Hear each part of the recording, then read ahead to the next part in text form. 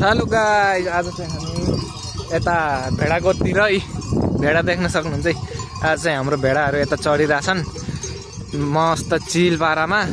अनि गोठालो चाहिँ यता गोठालो मेन म चाहिँ यहाँको अब सबपट्टि भेडा के छ, कता लग्ने हो, कता हो, यताउति मिलाउने मान्छे म हो होइन यहाँको। अनि उता भेडा हेर्ने चाहिँ उता उता हो भेडा हेर्ने चाहिँ।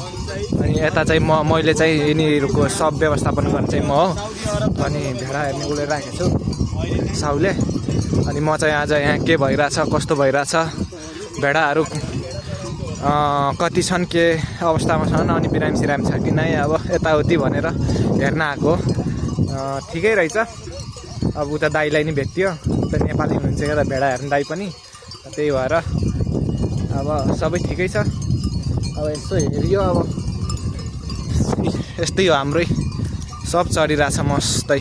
यहाँ हेर्न सक्नुहुन्छ धेरै छ भेडा पनि पुरै हो, वहाँदेखि लिएर यहाँसम्म चाहिँ यो भयो। अनि हाम्रो चाहिँ 2-3 ठाउँ छ यस्तो होइन।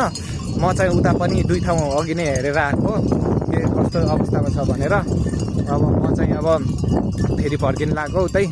अब म चाहिँ उतैतिर लाग्छु होला। अब हेर्न सक्नुहुन्छ ल ल ल हुन्छ। 2-3 जना दाजुहरू नि आएको थिए मसँग, आउनु भएको थियो के अरे। उहाँहरू पनि अब फोटो भिडियो बनाउँदै हुनुहुन्छ। यो चाहिँ टोपी लाउने दाइले हाम्रो भेडा यता टोपी लाउने दाइ हुनुहुन्छ। म तपाईँहरूलाई भनिदिन्छु है। यो भेडा कताबाट हो, तपाईँले कतादेखि झार्नु भएको अरे? हजुर हजुर हजुर। अनि यहाँदेखि कता लग्नुहुन्छ? भोलि यो डाँडापारीसम्म पुग्ने। ए यता डाँडापारी हो। ए ल ल ठिक छ ठिक छ। ल फेरि म आउँछु यता हेर्न के कस्तो छ। ल राम्रोसँग गर्नु होला है। ल ल ल धन्यवाद। ल